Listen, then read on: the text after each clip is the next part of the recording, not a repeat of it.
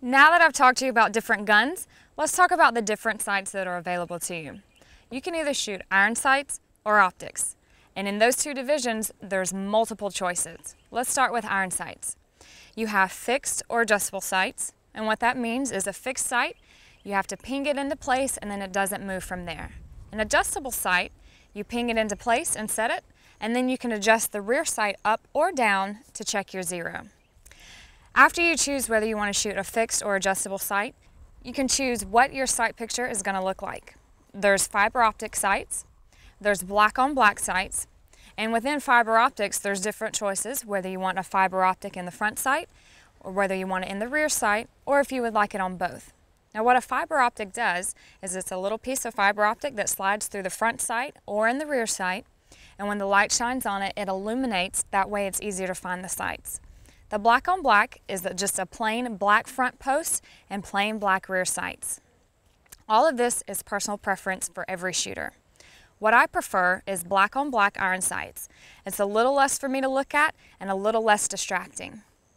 The next option you have is an open sight. An open sight is a scope.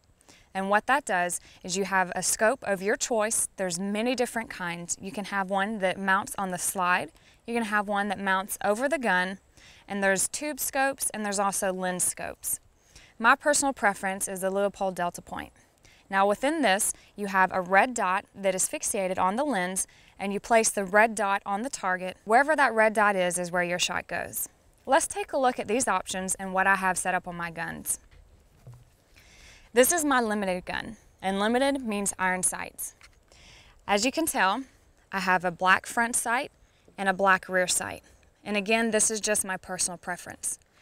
Now what I see when I see a sight picture is I see the front post and the rear notch perfectly aligned flat. That's what you want to see.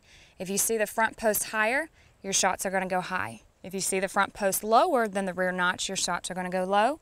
And also the same if your front post is to the right or to the left inside the rear notch, your shots will go left or right. Let's see what it's going to look like when I mount the gun.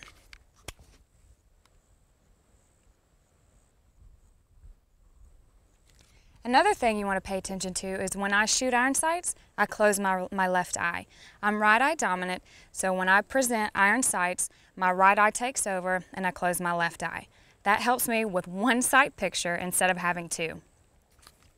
The next sight is the open sight. When you mount the gun and present to the target, you will center the red dot in your lens or in your scope and put it in the center of the target. And that's where your shot's going to go. There's many choices out there, and again, it's all personal preference, so make sure you take a look at all the choices out there before you decide on one, and if you know someone who has these options and you can try them beforehand, that's also good as well.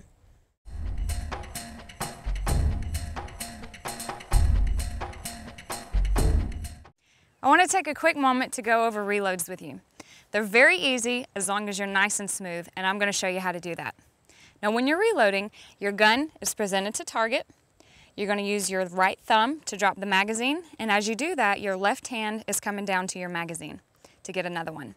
You're going to roll the gun over and bring it slightly in, and you're going to look directly in the mag well. As you do that, you want to grab your magazine, make sure you have a good hold on it. You don't want to pluck it like this. If you have a good hold on your magazine, you have more control over it. Guide it into the mag well, seat it, and then roll back out. Now this whole time, if you leave your gun up high enough, your eyes only have to move from your target to your mag well back to your target. Instead of bringing your head down, you can keep it in line with your target that you're acquiring. Let's take a look at what it looks like in slow motion. With the gun presented, you're going to drop the magazine and go for a mag. You're going to roll it, looking into the mag well with a good hold on your magazine, seat the mag, and then roll back out. Let's take one more look in slow motion.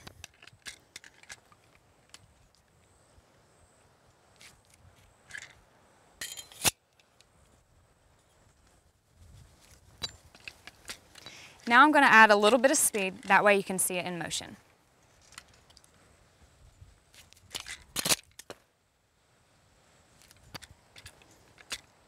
Now let's do it full speed and see what we get.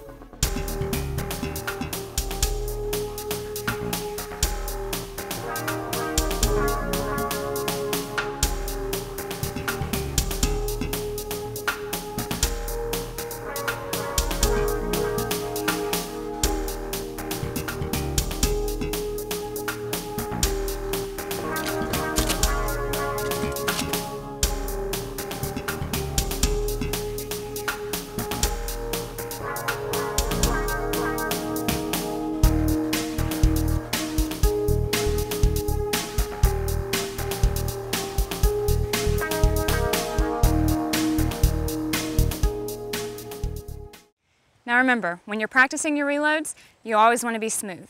Make sure you get a good grip on your magazine, that way you can guide it into the mag well. Look into the mag well and make sure you keep it up high enough, that way you're not moving your head. All you have to do is shift your eyes from your target to your mag well and then back to your target. With lots of practice, your reloads will be nice and smooth.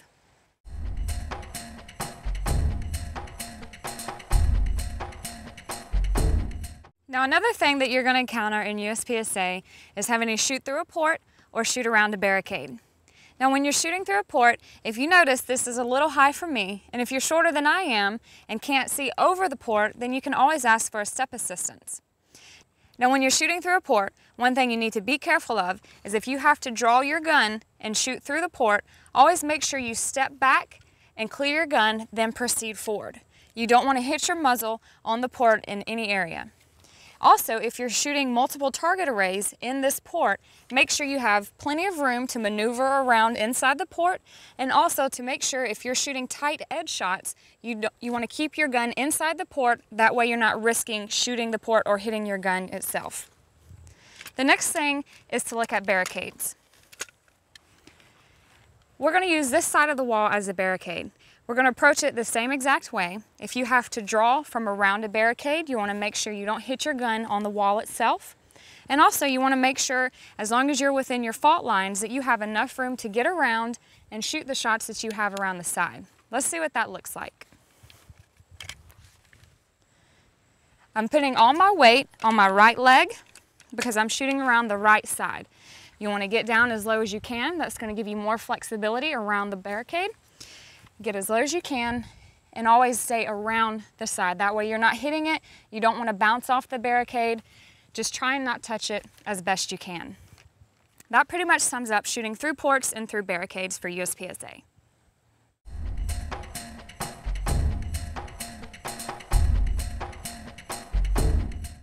Now I'm going to talk to you about shooting on the move. When you shoot in USPSA, you'll be encountered with having to engage targets while moving. The first thing you want to be aware of is safety. Always know where your 180 plane is and don't break it. Be conscious of where your muzzle is and what targets you're engaging. When shooting on the move, you want to make sure you get a nice low stance, and you want to use heel to toe movement. So I'm going to take a step, place my heel and roll it to the toe. Take a step, place my heel and roll it to the toe. What this is going to do is it's going to keep you down low. It's going to keep your gun steady, where if you were to stand up straight and lock your legs, you're going to have vertical gun movement, and it's going to be harder to acquire your targets and shoot on the move. First, I'm going to show you a left to right movement. Now when shooting left to right, or in any direction, you always want to have your feet pointed in the direction you're moving and rotate your body back to the target you're acquiring. This is what this looks like. I'm going to get down low. I'm going to use a heel to toe movement. My feet are in line with where I'm going, but I'm going to move my body to where the targets I'm shooting at. Let's see what that looks like with the gun.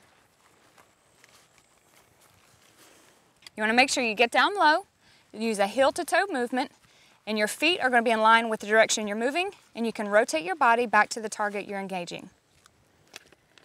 It's the same right to left. You're just going to move your feet to the direction you're moving. You're going to move your body back to the target you're engaging. Get down low, a nice heel to toe movement, and then move your body to where your targets are. Another thing to keep in mind when you're shooting on the move, if you're shooting left to right and you have a target array in front of you, you want to shoot the targets closest to you and move into them. That way you're not contorting your body all the way back around and causing you have to change your body position. It's the same thing right to left. Let's take one more look at those and how to get down low and use heel to toe. Down low, heel to toe movement, your feet are in line with the direction you're moving, and you rotate your body to your targets. It's the same thing right to left. Nice and low, heel to toe movement, in line with the direction you're going, and move to your targets. Now let's take a look at forward and backwards movement. When shooting forward or backwards, you also want to maintain a low stance. You always get down low, and it's still heel to toe movement, but this time you can acquire targets in either direction you want. If you have them closer, that might be easier to shoot first, or if you want to take the further ones, that way if you're backing up, you engage them first. Whatever your personal preference is. But it's the same thing as left to right or right to left.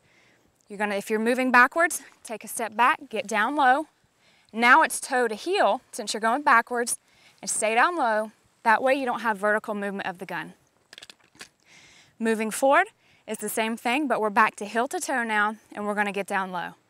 You start, down low, heel to toe, and move forward. These are the basic things for shooting on the move. Always make sure you get down low, use a heel to toe movement, and acquire your targets. Make sure your feet are in line with the direction you're moving, and rotate your body back to the target.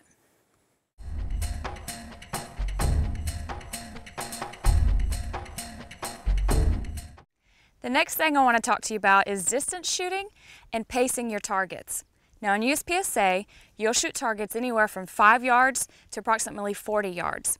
And you're not going to shoot them all at the same pace. A target that's at 5 yards, my splits are going to be much faster than a target that is at 40 yards.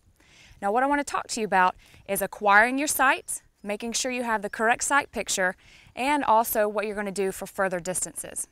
Now when I shoot a target that's here at 5 yards, I'm going to draw and I'm going to acquire my sight a lot faster than I would at one that's at 25 or 40 yards.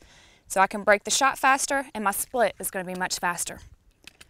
If I'm shooting one that's at 15 to 20 yards, I'm going to draw, make sure my sight's there, and break the shots.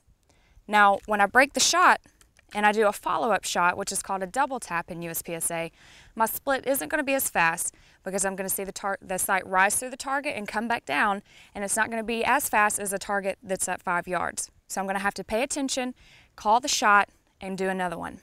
It's the same thing for a target that might be at 40 yards, 35, or 40, either one. The draw is going to be a little bit slower because it's going to take me a little bit longer to acquire my sight on target, and then I'm going to have to follow through and break the next shot. Let's see what it looks like just for dry fire on targets that are close and then a target that's further away. I'm going to use the timer, that way I have an audible start. That's going to let you know when to start shooting for any drills that you're practicing, and it's the same as if it was in a match. You'll always have an audible start in a match. The other thing it's going to do, it records every shot fired. Now if you're just doing draws, it's going to show you your first shot, and that's going to tell you what your draw time is. So on a 5-yard target, I know my draws need to be from 1 second to 1.2, depending on what kind of drill I'm doing. The next thing it's going to show you is it's going to show you your splits, your split per target. And what that does is if I'm shooting distance targets, I know my splits from a 5-yard target compared to splits on a 15-yard target are going to be different. The 15-yard target is going to have slower splits. Now with the timer, I can look at that and say, I know I'm exactly where I need to be, or maybe I'm shooting a little too slow, I can speed it up, or if I'm going too fast, I can say, that's out of my capability range, I need to slow it down. That way in a match, I know I'm not pushing too hard.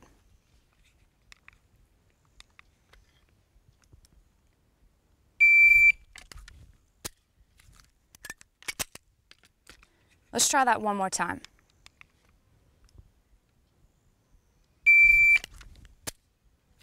Okay, that was the close target. Let's look at it one more time for a target that's at 25 yards.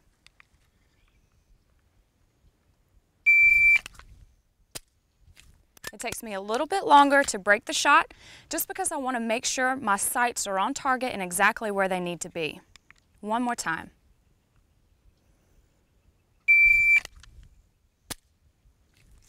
All right, now I'm going to break it down for you with live fire, but I'm going to do it per target first. I'm going to start with a target that's at 5 yards, and I'm going to draw with the timer so I have an audible start. I'm going to draw and shoot 2 shots. I'll do it slow first and then at speed.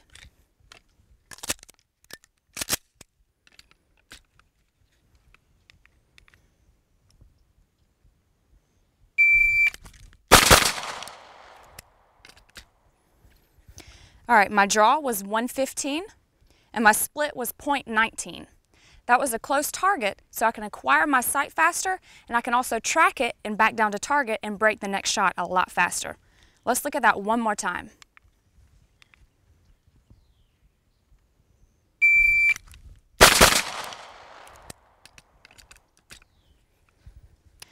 This time my draw was 1.20 and my split was 0.20. It's close to what I did the first time, but I didn't see the sight, so I didn't break the shot. Now I'm going to engage a 15-yard target. You'll notice that my draws and splits are going to be a little bit slower than they were at the 5-yard target, but that's okay. The target is further, and you want to pace yourself on target distances.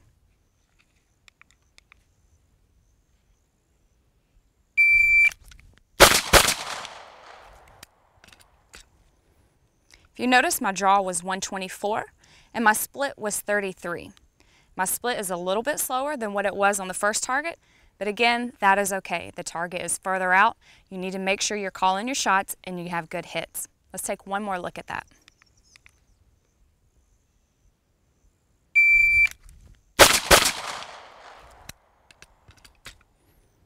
This time my draw was 1.25 and my split was 32. Now I'm going to engage a 25-yard target. My draws are going to be significantly slower and my split is going to be a little bit slower as well.